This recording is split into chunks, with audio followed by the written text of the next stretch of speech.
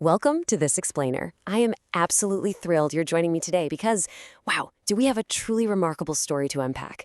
We're going to look at the exact anatomy of transforming a grueling, seemingly inescapable daily grind into ultimate, life-changing success.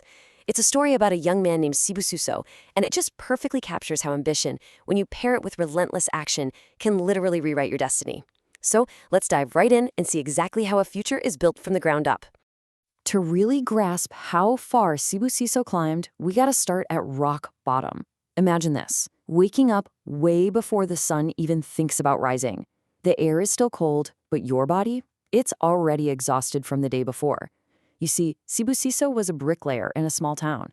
His everyday reality meant carrying incredibly heavy bricks under a punishing hot sun, hour after hour, day after day.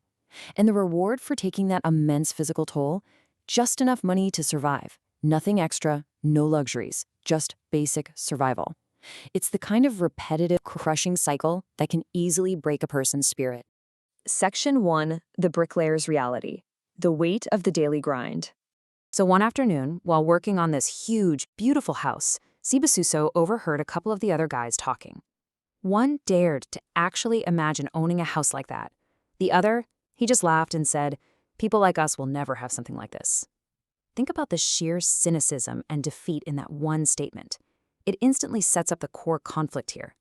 It wasn't just the physical bricks holding Sibususo back, it was this heavy, suffocating lack of hope from everyone around him. Section 2, The Spark of Ambition. Overcoming the limits placed by others. Now, those defeated words from his coworker definitely stuck with him. But that night, instead of just shrugging and agreeing with them, instead of surrendering to that fatalism, Sibususo made a quiet, absolutely crucial promise to himself. He said, "One day, I won't just build houses for other people. I'll build one for myself." It's a simple statement, right? But it is radically powerful. Surrounded by people telling him he'd never succeed, he chose to look right past his immediate circumstances and plant a flag in a future he hadn't even created yet. This really highlights the friction Sibususo was up against. On one side, you've got his friend's mindset. When he shared his dream, everyone thought he was crazy. They told him to be realistic. They were quick to point out the statistics. The people from poor backgrounds rarely achieve that level of success. But then, on the flip side, we have Sibususo's mindset. He point-blank refused to let other people's limitations become his own. He knew that if he accepted their version of realistic, he was practically guaranteeing his own failure. Section 3, Laying the Foundation. What happens when nobody is watching? Okay, let's look at how he actually pulled this off. Sibususo didn't just sit around dreaming, he executed. After a full day of physically draining labor, when his body was literally screaming for rest, he started his second shift. He completely immersed himself in learning the ins and outs of construction, and he took 3 very specific, replicable steps. First, he watched educational videos. Second, he read books on the subject. And third, he actively tracked down experienced builders and just peppered them with questions. He turned himself into an absolute sponge for knowledge. While the other guys were spending their evenings complaining about their circumstances, rubbing their sore backs, or talking about how unfair the world was, he spent his learning. Honestly, this is the starkest contrast in this entire explainer. Those few hours between getting off work and going to sleep, that is exactly where futures are won or lost. Sibusiso weaponized his free time to arm himself with the exact skills he needed to escape his reality. And here is where you really see the compound effect kick in. As the years rolled by, he slowly saved his money. He started using all that new knowledge to take on small, independent building jobs on the weekends. And because he was highly skilled and dedicated, well, those small jobs inevitably grew into bigger jobs. As his work scaled up, so did his reputation in the community. People started noticing the quality and his insane work ethic. Eventually, this unstoppable upward trajectory led him to start his very own construction company. He wasn't the laborer anymore, he was the owner. Section 4, The Architect's View. Returning to where it all started. Picture this scene. One day, Sibususo is driving past the exact same neighborhood where he used to haul those heavy, skin-tearing bricks as a laborer. But he's not walking under that hot sun anymore. He stops, looks out, and stares at a beautiful home. And it's not just any home. It is the literal, physical manifestation of that quiet promise he made to himself all those years ago. It's the beautiful home he built for his own family. He looked at it, and he just smiled. He had actually built his dream with his own 2 hands.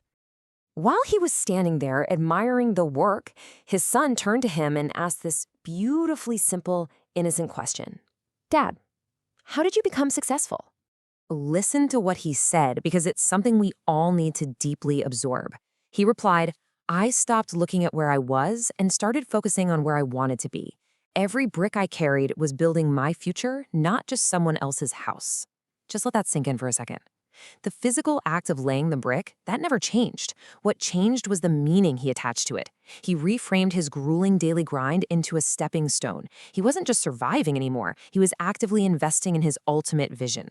Section 5. Building your own future. The compound effect of daily habits. So, what's the real takeaway here? The source text leaves us with a crystal clear moral about the true realities of success. First off, success is rarely one big cinematic overnight moment. We're so conditioned to look for shortcuts, but they just don't exist. Second, real success is built on thousands of microscopic, small steps taken in the dark, when absolutely nobody is watching and nobody is cheering you on. It's reading those books at midnight. And finally, never ever underestimate small daily efforts. They might seem completely insignificant in the moment, but when you stack them up over years, they turn into an immovable mountain. As we wrap up this explainer, I really want you to think about this in your own life. Look at your daily routines, your habits, your own unglamorous grind. What are the bricks you are laying today? Are they just keeping you stuck building someone else's dream? Or are you secretly, quietly, relentlessly using them to build your own incredible future? The choice, just like it was for Sibusiso, is entirely yours. Keep laying those bricks, and I'll catch you in the next one.